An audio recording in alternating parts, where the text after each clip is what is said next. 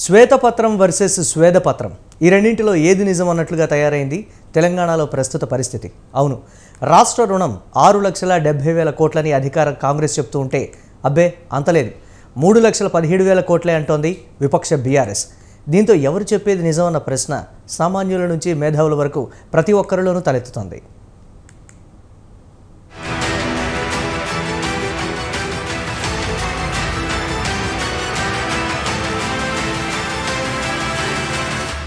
రాష్ట్రంలో లెక్కల యుద్ధం జరుగుతోంది. అవును, మేం చెప్పేది నిజమంటే మేం చెప్పేదే వాస్తవం అంటున్నాయి అధికార విపక్షాలు. ఈ మేరకు ఒకరు అసెంబ్లీలో శ్వేతపత్రం విడుదల చేస్తే మరొకరు తమ పార్టీ ఆఫీసులో పవర్ పాయింట్ ప్రెజెంటేషన్ ఇచ్చి మరీ చూపించారు. ఇదే తమ పార్టీ విడుదల చేస్తున్న శ్వేతపత్రం అంటూ చెప్పుకొచ్చారు.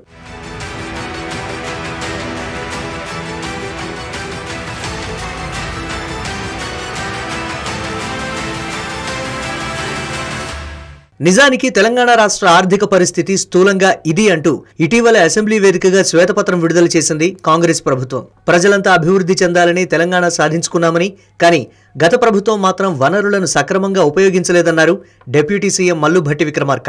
దీంతో ప్రస్తుతం రోజువారీ ఖర్చులకు సైతం ఓడీ ద్వారా డబ్బులు తెచ్చుకోవాల్సిన పరిస్థితి తలెత్తిందన్నారు. శాసనసభలో ప్రభుత్వం విడుదల చేసిన శ్వేతపత్రంలో ఉన్న లెక్కలను ఓసారి పరిశీలిస్తే తెలంగాణ రాష్ట్ర అప్పులు 6,71,757 కోట్లుగా ప్రకటించారు. 2014-15 నాటికి రాష్ట్ర రుణం కేవలం 72,658 కోట్లు మాత్రమే కావడం గమనార్హం. 2014-15 నుంచి 2022-23 మధ్యకాలంలో సగటున 24.5% మేర అప్పు పెరిగినట్లు గణాంకాలు చెబుతున్నాయి. 2023-24 అంచనాల ప్రకారం రాష్ట్ర రుణం 3,89,673 కోట్లు. ఇక బడ్జెట్ కు వాస్తవ వ్యయానికి మధ్య 20% అంతరం ఉండటం ఇక్కడ కీలకమైన విషయం.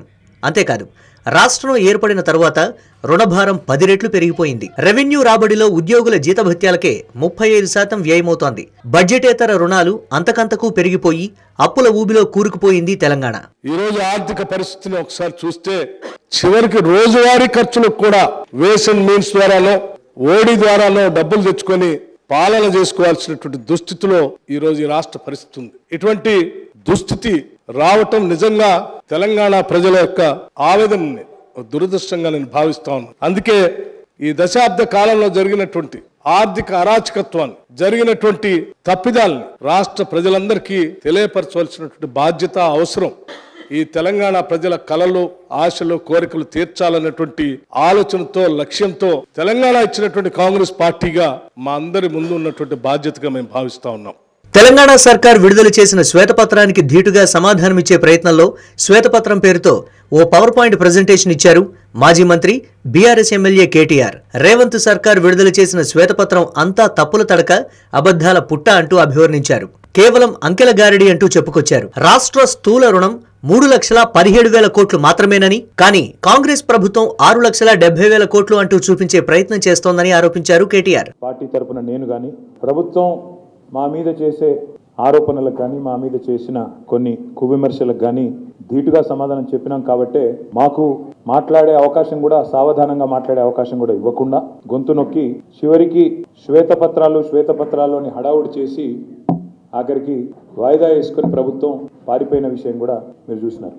అయితే వాళ్ళు లేవనెత్తిన కొన్ని సందేహాలు, మళ్ళీ అదేవిధంగా వాళ్ళు కొన్ని చేసిన ఆరోపణలు, ఇవన్నింటి విషయంలో బాధ్యత కలిగిన ఒక పార్టీగా గత 10 ఏళ్ళు ప్రజలు మాకు అవకాశం ఇచ్చినప్పుడు ఏం జరిగింది, ఎట్లా జరిగింది, ఇవన్నీ చెప్పవలసిన బాధ్యత, ప్రజలకు వివరించవలసిన బాధ్యత మా మీద ఉన్నది. కాబట్టే ఈరోజు శ్వేతపత్రాన్ని, ఈ 10 ఏళ్ళు చెమటోడ్చి రక్తాన్ని రంగరించి 100,000 గంటలు పనిచేసి ఒక్క మా ప్రభుత్వంలోని మంత్రులు, ఎమ్మెల్యేలు మాత్రమే కాదు, మా ముఖ్యమంత్రి గారు మాత్రమే కాదు, లక్షల మంది ఉద్యోగులు, కోట్ల మంది ప్రజలు తమ స్వేదంతో, తమ కష్టంతో, తమ చెమటతో ఈ రాష్ట్ర అభ్యున్నతికి ఏ రకంగా తోడ్పడ్డారో, ఏ రకంగా ముందుకు తీసుకొని పోయినారో చెప్పవలసిన బాధ్యత ఈ శ్వేతపత్రం ద్వారా మా మీద ఉన్నది. కాబట్టి దీన్ని శ్వేతపత్రం అన్నారు. ప్రభుత్వం గ్యారంటీ ఇచ్చిన రుణాలను, ఇవ్వని రుణాలను కూడా అప్పులుగా చూపుతున్నారని తెలిపారు మాజీ మంత్రి కేటీఆర్. తద్వారా లేని అప్పును ఉన్నట్లుగా చూపిస్తూ తిమ్మిని బమ్మిని చేసే ప్రయత్నం చేస్తున్నారని ఆరోపించారు. పౌర సరఫరాల సంస్థకు ఇప్పటి వరకు ఉన్న అప్పు కేవలం 21,029 కోట్లు మాత్రమేనన్నారాయన.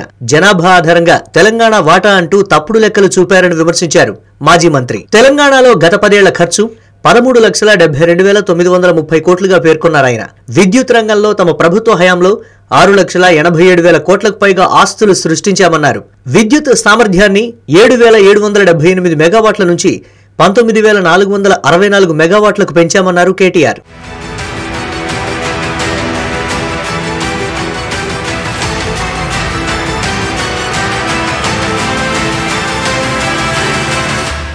బీఆర్ఎస్ హయాంలో చేపట్టిన కాళేశ్వరం సహా పలు అంశాలపై న్యాయ విచారణకు ఆదేశించడాన్ని స్వాగతించారు మాజీ మంత్రి కేటీఆర్. కాళేశ్వరంలో చిన్న తప్పు ఉంటే మొత్తం ప్రాజెక్టునే తప్పుపడుతున్నారని అన్నారు. మేడిగడ్డ బ్యారేజీలో తప్పు జరుగుతూ ఉంటే చర్య తీసుకోవచ్చన్నారు. ఏ విచారణకైనా తాము సిద్ధమని చెప్పిన కేటీఆర్ తమపై కోపంతో రాష్ట్ర ప్రతిష్టను దిగజార్చవద్దని కోరారు. అట్లాంటి కాళేశ్వరం ప్రాజెక్టును కూడా బట్టగాల్చి మీదేసేటట్టు ఒక బరాజులో ఏదో అయితే అంత పెద్ద కాళేశ్వరం ప్రాజెక్టులో ఒక్క బరాజులో చిన్న నిర్మాణ లోపం ఉంటే ప్రాజెక్టు మొత్తమే లోపభూయిష్టం అన్నట్టు చూపెట్టే ప్రయత్నం ఏదైతే చేసినారో అది శుద్ధ తప్పు. నేను అందుకే అంటా ఉన్నా, నూతనంగా 50 లక్షల ఎకరాలకు సాగునీళ్లు ఆయకట్టు స్థిరీకరణ చేయడంతో పాటు వాళ్ళు గనక ఇప్పుడు కాలువలు కట్టుకుంటే ఈ ప్రభుత్వం ఈ రాబోయే 3 ఏళ్లలో కాలువలు కడితే 30 లక్షల ఎకరాలకు అదనంగా సాగునీరిచ్చి స్థిరీకరించవచ్చు అనే మాట నేను రాష్ట్ర ప్రజలందరికీ కూడా ఈ ప్రెజెంటేషన్ ద్వారా ఈ నివేదిక ద్వారా నేను మీకు విజ్ఞప్తి చేస్తా ఉన్నాను. ఇంతవరకు బాగానే ఉంది. కానీ రాష్ట్ర అప్పు విషయంలో అధికార పార్టీ శ్వేతపత్రంలో ఒకలా, విపక్ష పార్టీ శ్వేతపత్రంలో మరోలా చెప్పడంపైనే ఇప్పుడు గందరగోళం నెలకొంది. ఈ రెండింటిలో ఏది నిజం, ఎవరు చెప్పేది వాస్తవం అన్న ప్రశ్నలు తలెత్తుతున్నాయి.